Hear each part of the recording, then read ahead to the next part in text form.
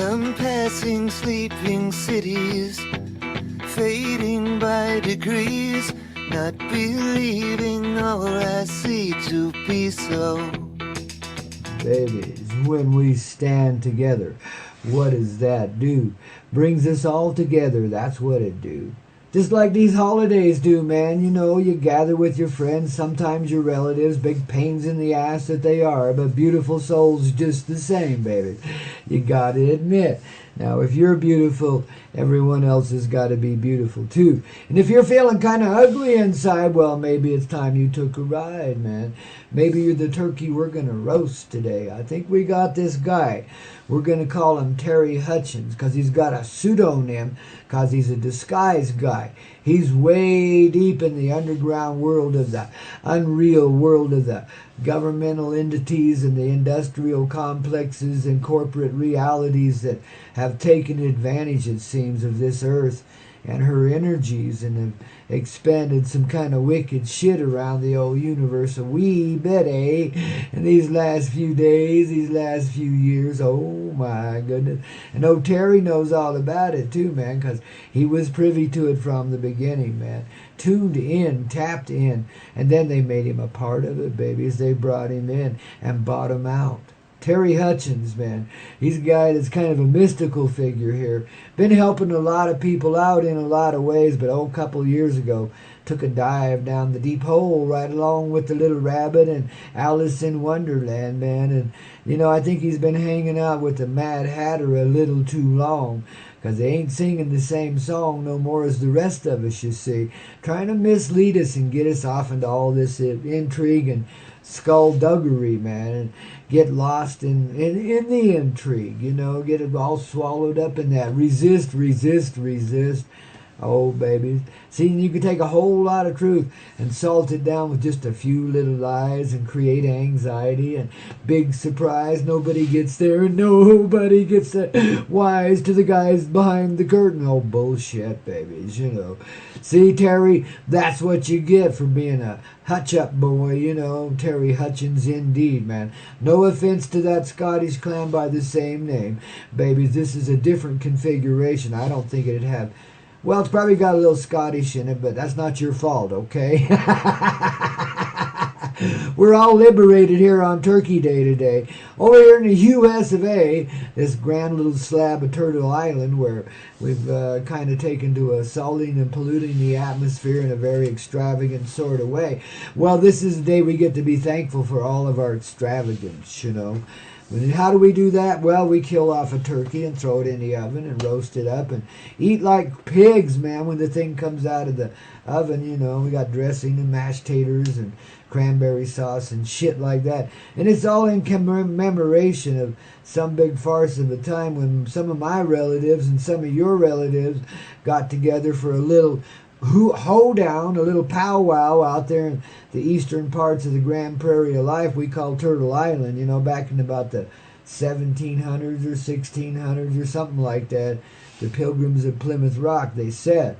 Now, these were a bunch of religious fanatics that were being persecuted by the current kingdom powers over there in the European reality, so they tried to escape to a place where they could have quote-quote religious freedom. At least that's the tale as it's told these days, so we have an excuse for killing our turkeys, see, because those buggers did it back then. The Indians right along with them, they killed turkeys and ate them, man, at a great big old feast to show the peaceful nature, because the Indian folks was going to welcome the European visitors and give them a little respite for a while. You know, of course, it was understood that once they'd regenerated and learned how to do a little mojo and magic the same way the Indians did, well, Europe would become like a paradise and they could just hop on home and everybody was happy. Well, it didn't quite work out that way, as the big chiefs in the background knew, man. You see, they were hanging out there at the fifth dimensional level, as you'd see it. Actually, they're kind of a little more expansive than that, but for descriptive purposes, we'll keep it in 5D for a moment, man. I don't want to stretch it too far. You got us a wicked laugh for a holiday now, ain't it? I got to cut that shit out, man. Let my bad boy out way too often. Well, see, you got to understand, the Pilgrims, for all of their stupidity and uptightedness, which was very reflective of the orthodox dogmatic life they lived in. God, it was a harsh world over there, man. Talk about dog eat dog. Hell, the dogs didn't even get to eat. Nobody else did either, unless they just kissed the kings and queens' asses and so forth, man, and paid homage to the Pope, etc. I mean, you know, God, there were so many requirements and so little space to live and breathe, you know. So you can't blame these little uptight mother truckers for trying to find a release from all of that and carrying that uptightness with them as they came this way. I mean, what you going to do? That's what you're programmed with, man. That's your quote culture. It's also your psyche, your inability to see the reality of yourself, so you're real restricted and constricted in times like that. But in a way, these were the hippies of their day, because they followed the flow of their heart that says, get the truck out of Europe and get your ass over to that turtle island and see what happens, man. You know, maybe you'll find a better life. You know, maybe you'll be able to think and breathe and not have to struggle so hard, etc., etc., etc. You know what I mean? It's always been the big legend of Turtle Island in the European mindset ever since. You know, the streets are paved with gold, and all you got to do is get there and be there. You know, you're rich as all get out. Hollywood tells you that all the time, don't it? I don't know why they can't make many movies about po folks, and when they do, it's always some depressing ghetto scene where everybody wants to, you know, screw everybody else and then shoot them and, you know, take out their family members too. I mean, Hollywood, you know, you really disappointed me a lot in the last few years, man. I'm really disgusted with you, but at the same time, I love you for it. You son of a bitches sold out. All of you did, man. You doggone little turkey turds. You know, there's better ways to make a living than kissing ass on the demons of darkness. Now, ain't there, man? I mean, come on, guys. Get up out of the slime pit, man. You know, realize who you are. You bright little angels, you, and what you're really all about, and get with the program. You got some cinematic treasures yet to create, man, but you got to move beyond the TV reality, the mind programming existence, you know. Because, listen, that programming works on you in a subtler way at a higher level. See, so you're not exempt, you know. What you're putting out there is what you're already under the spell of, you dumb shits. Time to wake up on this turkey day. See, I told you we was roasting turkeys today. We got them in the oven. We got the heat turned up, baby.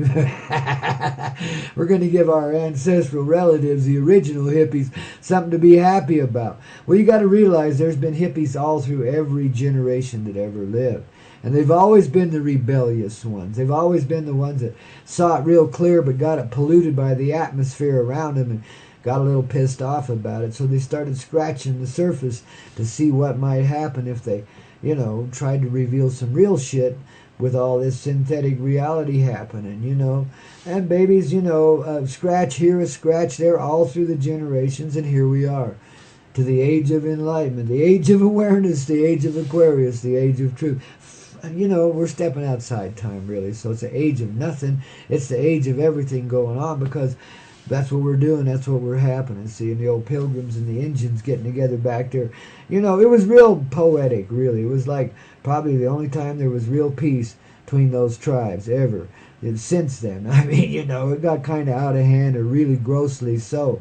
You know, and babies, you know, it's a cosmic shock that the heart still feels and resonates with on days where we remember the savagery of our treachery, or our ancestral treachery here, you know. But you just have to remember it's a movie, man, you know, just like, you know, watching it reel to reel in 16 millimeter back in the day when that's all they had, and they weren't even talkies yet. You know, I mean, we've been pretty crude in our representations here, but you got to understand, scratch here, scratch there, we had to bring ourselves up out of it. We got there somehow, totally down in hell, where life didn't mean shit. You know, we could just go on and with rampant impunity and kill anything that seemed to displease us. What a incredible, insane, and justify it in the spirit of patriotism and warfare, which is an honorable thing. My ass. Jeez, oh, I tell you, did we ever get it back to front here or what, man? You see how the image got flipped upside down when we first stood in the house of mirrors and began to project ourselves through those multi-dimensional mirrors into this frame of experience, you know. God almighty. Thank God our ancestors had a few peaceful moments here and there throughout, or we wouldn't be here, man, you know. Terry Hutchins, by the way, just for informational purposes, you know, he's second cousin twice removed from Dick Cheney, so we're still kind of indirectly picking on Dick, you know, because, I mean, he is our poster boy after all, and if anybody deserves to be roasted, he does. He comes from Wyoming, where a handshake means everything, and a look in the eye is the whole world, you know, and if you say you're going to do something, you do it, especially if you handshake looking somebody right in the eye. Hell, that's a deal, man, and that's struck on all levels, multidimensionally. That's how real things are in Wyoming. People live that way still. I know it's hard for you Easterners to imagine any such thing because you're so separate from one another. But we're gathering you back together too, just before we inundate your cities. So you might be thinking about getting the hell out of there, you know, and before everybody else does, because you don't want to be stuck in that crowd. You know, I mean, it's going to be a mess, you know. Think of the traffic. Just go while the getting's good, man. Take Turkey Day off and forget to go back, you know. Get up there in the Poconos. I think you'll be pretty safe up there. Oh, I'm joshing you along a little bit, babies, but in a real way. You know, you never know what might happen here. We can have it any way we want. The one thing I can tell you is the disastrous ending that so many people have been trying to plan on and, you know, really anticipating, because there's scriptures that say, and there's prophetic things all through the ages and generations, these little prophetic dudes and dudettes getting up there and saying, oh, I see these end times, and I see this, that, and that, and that, and oh my God, everybody's dead, oh my God. Well, what they were doing was reliving the past. We've done this to ourselves before. And trying to project that in the future, I don't think so, babies. See, you notice since, about 58, actually 47 in a way, you just got to kind of flow with the historical context, see the reality, the thread of love through it all. But 47, 58, somewhere back in those days, there was a real shift in this direction. It was reflected in the music of the day, and this is why we play some of that even today. Oh, Elvis the King is still the king, man. And he's still hanging around and waiting for Marilyn to get off her high horse and leave Bobby Kennedy and get back to, you know, reality at the Graceland Mansion down there in Memphis, don't you see? When those two get together there at Graceland, you know, well, that's the return of the kingdom has come, the dead have risen, and life has released itself from the grand old prison of imprisonment, you know. And then we really got something to be thankful for, because Elvis and Marilyn, like the two cosmic sides of the universe, finally came together in a righteous sort of way, and the rest of us can finally just relax because the war is over. You see, that's how easy it is to solve and resolve every difficulty in our lives right here and now. In the thankful day, in the thankful way, even while you're savagely roasting a dead turkey, man. Well, I'm going to roast a dead chicken today somehow, you know, that thinks it's a turkey, because that's what I think. I think I'm a turkey, man. I deserve a little roasting too, but it's kind of hard to pick on yourself in front of everybody else, you know, because it's a little too real, you know. Got to keep some things hidden, you know.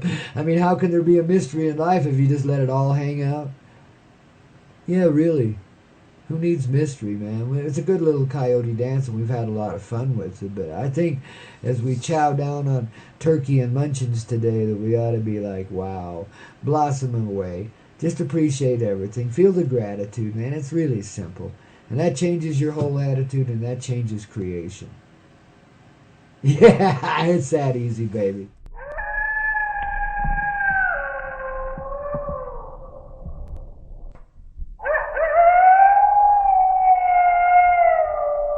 Oh, babies, we got light snow falling out here in the Rocky Mountain High this morning. Some sweet, soft little powdery flakes floating down out of the sky, reminding us of our uniqueness and how great it is to be indoors and be warm and cozy and snug in our little spaceship love.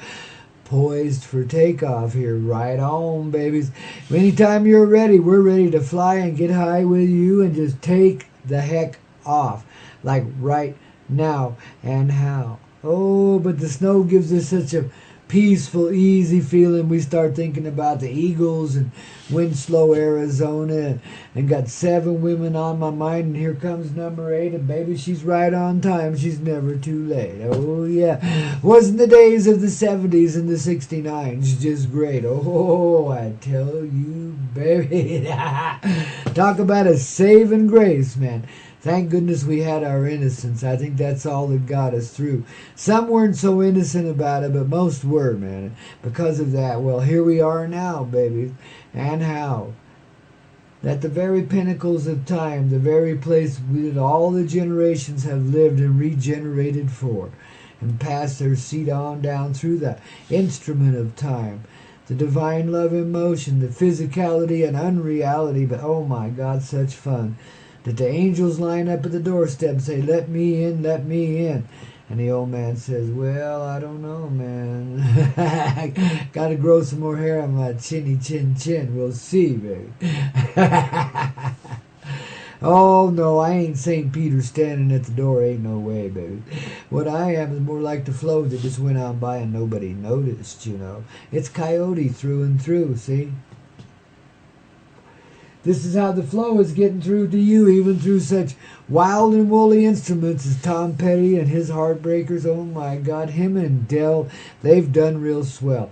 I mean, I can't help but you just lord it over him a little bit, because Tom Petty, man, takes the 90s and kind of, you know, showed him that music could still be played there in that rockin' reality that was unrockin' and going so techno. And thank goodness for Kid Rock, too. I'm sure we'll get him on stage here pretty soon. Right now, he is plastered and laying in the back of the green room and being tended to by the likes of George Harrison and, you know, Tom Waits, man. I mean, they're looking after him. I think Janice is there, too, but she's not very good at mouth-to-mouth right now, so she's just kind of looking on, you know what I mean? She got that starstruck gaze in her eyes, you know. Oh, Janice, we love you so much, man. You know, that was the hot chick of love in her day, man, and she always will be, man. You know, she kind of carried, you know, the earthy energy with her in a real bluesy sort of way, but babies, the heart she could convey, man. You know, you felt every little tonage that came out of her heartfelt voice, man. You felt the grit of the earth inside of all of your life, and by golly, you started to love it, because Janice could help you see it. You know, see? So, babies, you want to hang on? We got Janice hanging out in the green room, too. I mean, I tell you what, we got rock and roll paradise right here at 9,000 feet high in the Rocky Mountain sky in the spaceship Love. Yeah, you got that guy that knows all the rock stars spread across creation. The universal DJ himself, who is personally acquainted with Elvis Presley and shit, man. I mean, really, you know. Well, his spirit comes talk to me every now and then. He's always looking for marshmallow pie, and I don't even know what that is, but he sure seems to like that stuff. But we share a peanut butter and banana sandwich every now and then. Hell yeah, man. You see, here at Spaceship Love, there are no limits, you know, and we've seen beyond the veil of death, so we can hang out and party with anybody we want to. And that's what we share with you here day after day, in that Coyote way. Yes, indeedy. Wouldn't you say? So you party with the angels, man, all the time here. The divine heart of love revealing itself through this cranky, unkempt old man whose whiskers seem to fly a different way every day. Well, I guess it depends on which side the whiskers have been laying on for a while, eh? Oh, and those whiskers is the magic of time, man. See, I couldn't grow them out like that till I got a little bit older, man. I think I was in my 40s when I finally let my whole face grow out. I just said, oh, what will be, you know. Que sera, sera. Well, darlings, you know, and like I've told you before, I tried to restrict it at one time or another. It says, no, I'm in the flow. You got a beard now, old man. Just wear that sucker and shut the heck up. And I said, wow, okay. And how? Because I've always been a hippie, and I always had, you know, a goatee, and, you know, I always looked kind of sharp, even though I was kind of unkempt at the same time, you know. Out there on the highways of life, you know, they used to call me like Buffalo Bill. Because, of course, I always had my black cowboy hat on, you know. And, of course, I always looked like I was ready to draw down on you, you know. Because I didn't like, I was like, the cowboy, man. I was weary. I knew you were up to some no good somehow, man. And I was watching out for you, man. I saw right through you. Billy the Kid more like than Buffalo Bill, but in resemblance, I resembled the images of Buffalo Bill quite well, as I still had a little bit of blonde sheen left in my hair. Yeah, I was born a dumb blonde, man. I couldn't even screw in a light bulb. I was always trying to put it in backwards. Oh well, baby. But I always had that twinkle in my eye. I just love it. Now you got to get over to thecoyoteclub.com. Take a look at my gallery pictures there. Coyote spelled with a K, Koyote, and club, of course, is K too.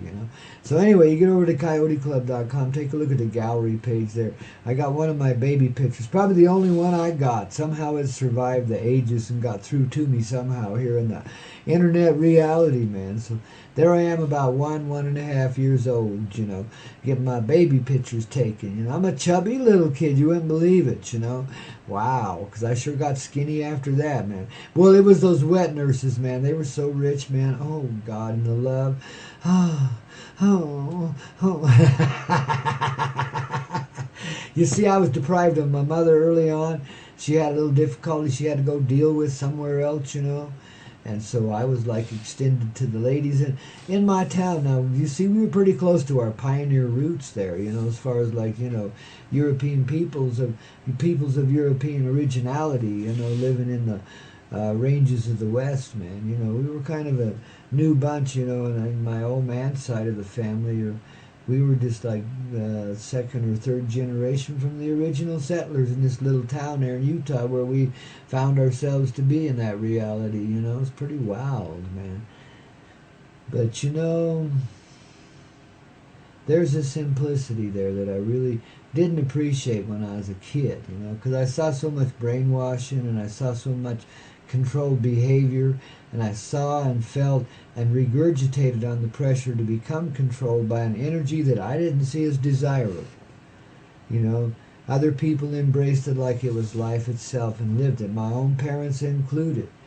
And I have to say, and I'm sorry to say it, but it gave them kind of a ghoulish-like quality, a little coldness in their nature. They didn't even know it. They thought that was their gut feelings, their intuition, emotion and stuff. And, you got to allow that to be. When you're a child, you can't resist. You got to just let it go. Be in the medicine of the flow of the moment of time and get some adaptability going on. You start to get quite creative around the age of 3 when you really start to wake up to the reality you're living in, And the medicine flow is so different than what you've known before. That memory has to fade now. You have to put away your reality and accept something that just doesn't feel right. And learn to adjust into it, starting at the tender little age of 3 or thereabouts. It varies. Shoot, I've met 1-year-olds who are already on their way.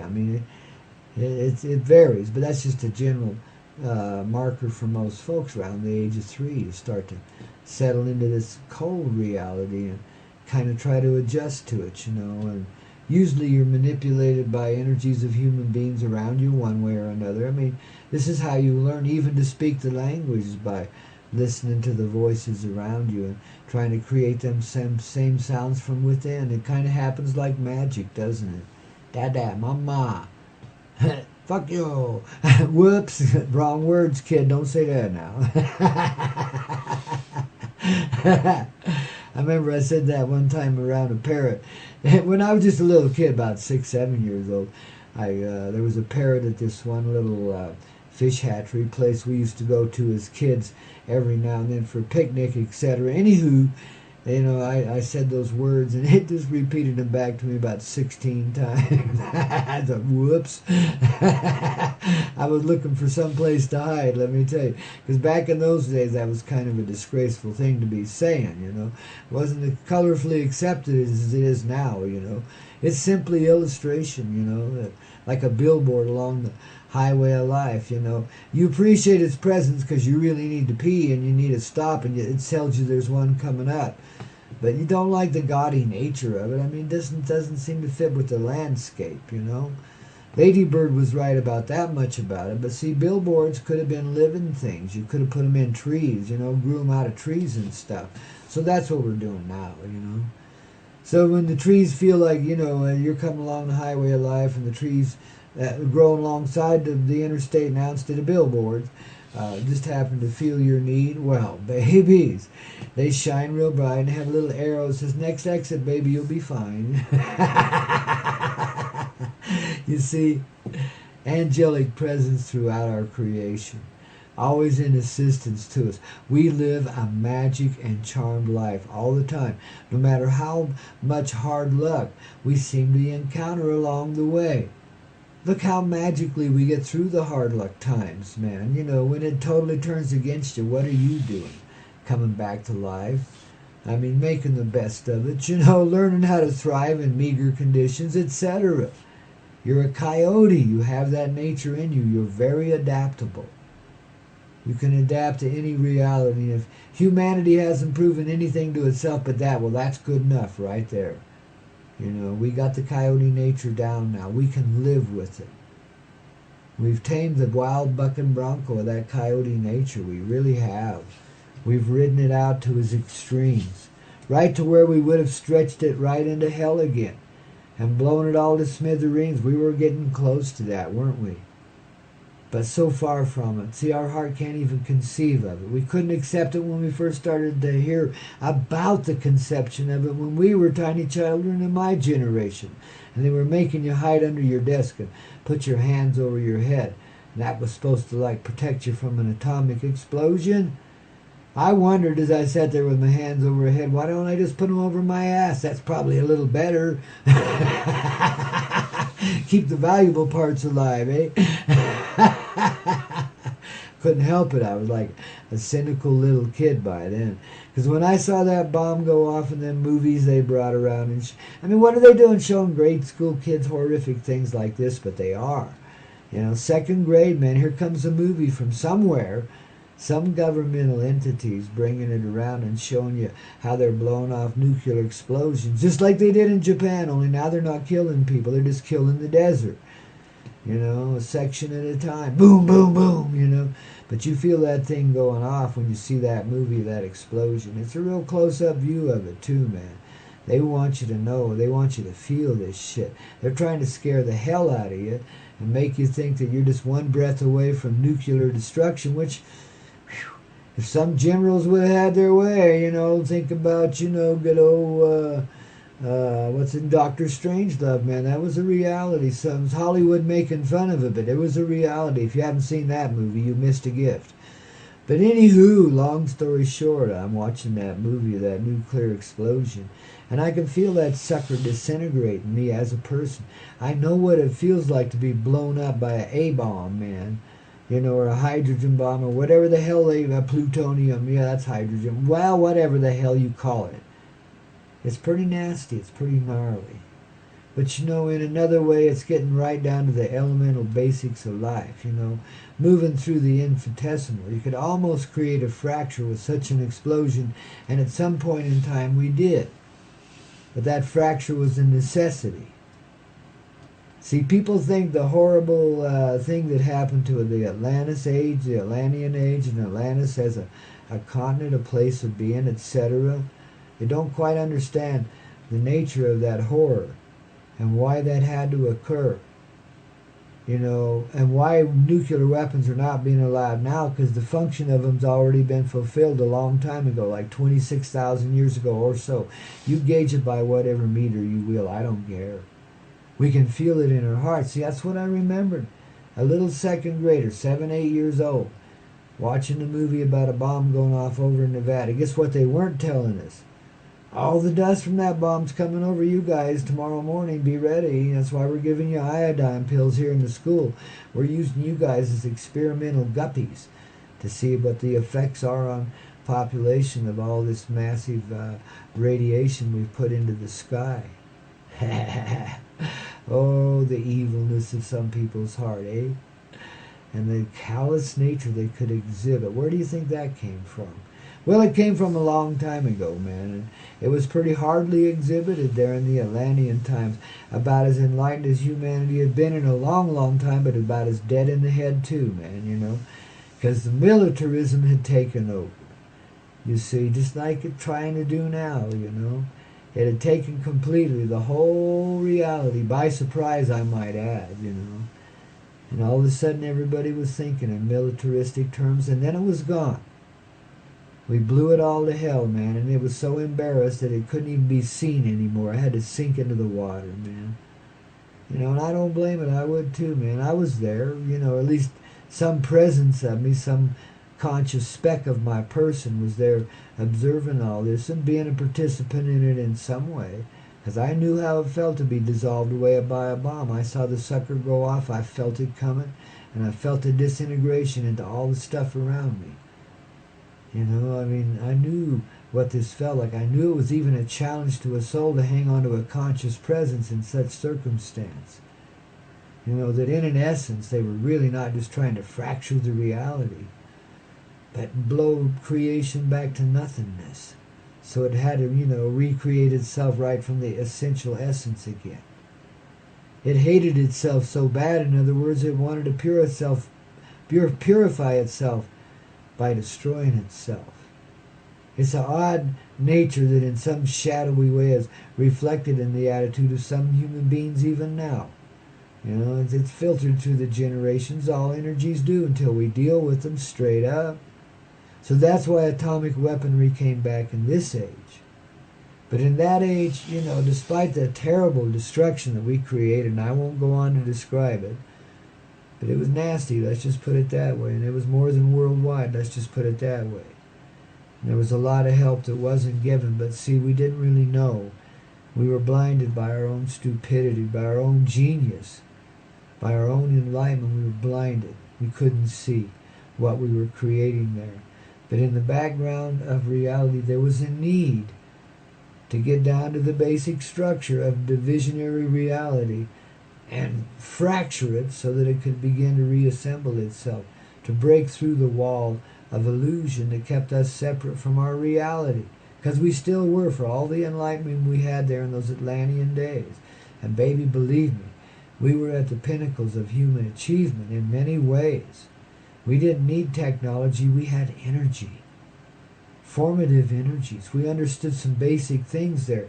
We had that expressed technologically because we hadn't quite caught on to the mystical part of it, yet we knew it and we were living it too. That's where the machinery came from. Kind of like what we're doing these days, how we remind ourselves of our own abilities with the technology that we create to reflect those abilities back to us and remind us of our unity, of our intercollected nature, that all beings and presences are together, and that all moments in time are felt by all beings in time. In other words, creation, it's a uniform experience. That's what oneness means. That's the integrity of the heart, allowing itself to experience all experience, no matter how it might be formed. From the horror of nuclear war on down, through the most tremendous, gut-wrenching, nastiest person-on-person human forms of existence there can be, meaner than animals ever innocently dreamed of being. You see, there's been some real strange stuff here. Some real far removal from the heart.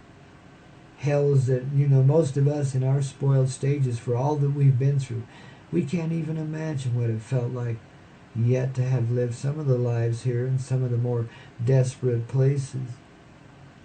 Yet again, I remind you that our angelic cousins, our brothers and sisters, they line up at the door to get in here and live such a life. Because the great joy that you exude back into creation as you expire from such a life, and haven't been able to do whatever part of it you were able to do, is such an explosion of love that, you've temporarily disabled such lives from being lived again. And in the permanent sort of stage, you have contributed to the steps of re-enlightenment, bringing creation back to life. So that division is no longer a reality, never really was. We see past that illusion. So it's a fracture and an illusion in a way. But we were messing with essences of life that we really, even for all of our enlightenment in those days, just like these days, did not understand. And we could have destroyed this place again and again. I mean, for real, all of it, down to just pulp. But we didn't. See, things and effects are moderated by the condition of our heart, by our willingness as human beings, as human angels, to endure just about anything to get to where we need to be going. And if we needed to go through an eternal destruction in a moment of time in order to realize the recreation of our generations, hell yeah, we'd do it every time, man. Stand right there under that bomb and take it, smiling. Because inside you know the joy of rearranging creation so that it can feel itself again and knock off with the destructive nonsense. Pretty simple, really. A real basic and raw recipe given from a loving heart that knew we needed to experience this in order to get on with our growth. You can't have a ripened heart that ain't been seasoned by a little tragedy. You can't have a triumph without a whole lot of pain. At least until now. And then we find out, guess what? It was painless. That was the illusion. That's how we drove ourselves through it, was the pain. The pain that nearly killed us again and again and again. Yet, totally propped us up and supported us throughout it all, man. We took some nobility in our pain. Our ability to endure, man. We started to get off on that shit. Some people really did become masochistic in a very huge way. You see, we know how to make a good thing out of anything. We know how to transform now. We're just getting away from the warped side of it. You see? Step away from the pain, which means you embrace what you felt as pain, which is separation. And it dissolves in your arms. There is no pain. There is no spoon either. And no hairpin turn. See, you can pull 150 G's if you have to. There ain't no G's. We're not weighted. We're not slowed by the aspects of time. We live a little beyond that now. You see, we're free of time. The moment we allow ourselves to be, which is right now. In unity, then, we step into our natural place in creation, which is just a little bit beyond time. See, we can live outside of it so we too can appreciate the drama of it the same as everyone else that's been listening in forever now, man. We are the #1 soap opera in the reality, man. We are the children of truth, acting out some pretty severe roles and doing a mighty gnarly job of it. Believable characteristics everywhere, man. It's like you couldn't have found... we made Lee Van Cleef, who's the ultimate evil in cowboy movies, look like an innocent lamb. That's how bad we got as humanity and persons in humanity at times. But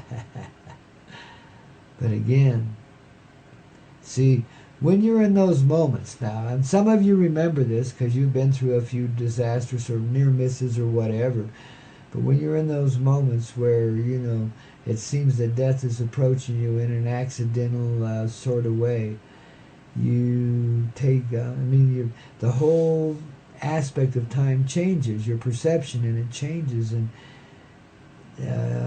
things are distorted. Time slows down to where a millisecond takes 3 years. You got time to think about it, time to react, time to move in it, and correct yourself if you're listening.